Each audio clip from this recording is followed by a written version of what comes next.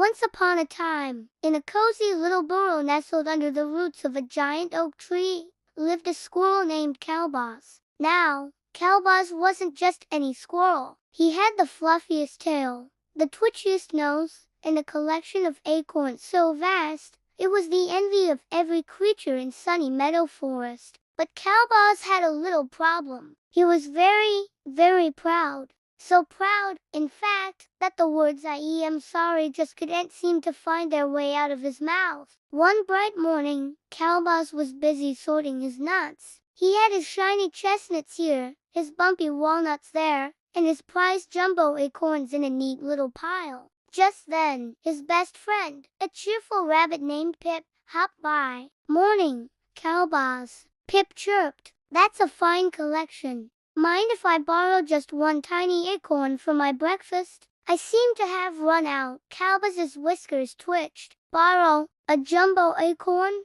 Pip, these are for my winter stores. You should have been more prepared." He puffed out his chest, guarding his pile. Pip's long ears drooped. "Oh, all right, Qalbaz. I was just asking." He sadly hopped away, his tummy rumbling. Qalbaz felt a tiny prickle of something uncomfortable, but he quickly shook it off. A squirrel had to protect his hoard, after all. Later that day, Qalbaz was practicing his famous tree-leaping acrobatics. He was soaring from branch to branch, a furry little blur, when he saw Beatrice the badger below, carefully arranging her berry pie on her windowsill to cool. "Watch this, Beatrice," Qalbaz shouted, preparing for his grand finale, the triple twirl somersault. He launched himself into the air, twirling and spinning magnificently. But in his excitement, he misjudged the landing. Whoops! He landed right on Beatrice's windowsill with a loud thump. Berries and pie crust flew everywhere, splattering all over Beatrice's clean, white apron.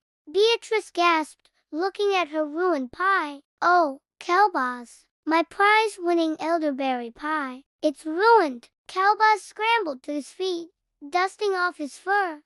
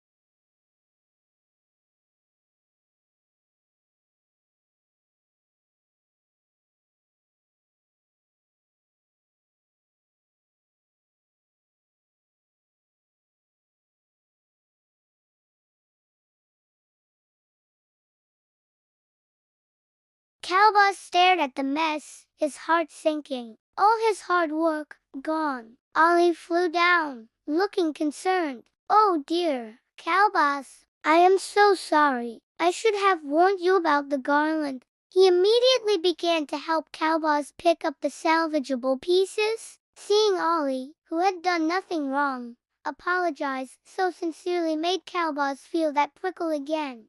But this time it was sharp and strong. He remembered Pip's hungry face and Beatrice's ruined pie. He had been so focused on his own pride that he hadn't cared about their feelings. He had been wrong. With a heavy heart, Qalbaz looked at Ollie. "No, Ollie," he said, his voice small. "It wasn't your fault. It was mine. I wasn't paying attention." The words felt strange, but also good. A little bit of the heavy feeling in his chest seemed to lift. He knew what he had to do. First, he scampered over to Pip's burrow. He knocked gently on the door. When Pip answered, Qalbaz held out 3 of his biggest, best jumbo acorns. "Pip," he said, looking his friend in the eye, "I'm sorry. I was selfish yesterday. I should have shared with my best friend. Will you forgive me?" Pip's face broke into a wide grin. "Of course, Qalbaz," he said,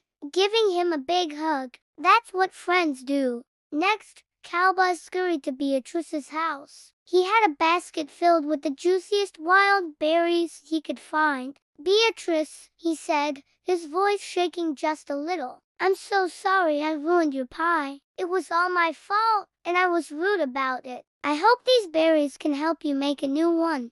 Beatrice smiled warmly, her eyes twinkling. "Thank you, Qalbaz. That's very thoughtful of you." Apology accepted, Qalbaz felt like a huge weight had been lifted off his shoulders. Saying "I'm sorry" hadn't been scary at all. In fact, it had made him feel better. It had fixed his friendships and made the sun in sunny Meadow Forest seem even brighter. Back at the feast, Qalbaz explained to everyone what had happened. He didn't have his toasted acorn crunch to share, but he had something better, a lesson. He told them how he had hurt his friend's feelings and how good it felt to finally apologize. Pip and Beatrice stood beside him, smiling. Hearing Qalbaz's story, the other animals started to share their own experiences. Soon, everyone was talking about the power of saying sorry. They realized that everyone makes mistakes, but a true friend is someone who can admit when they are wrong and try to make things right.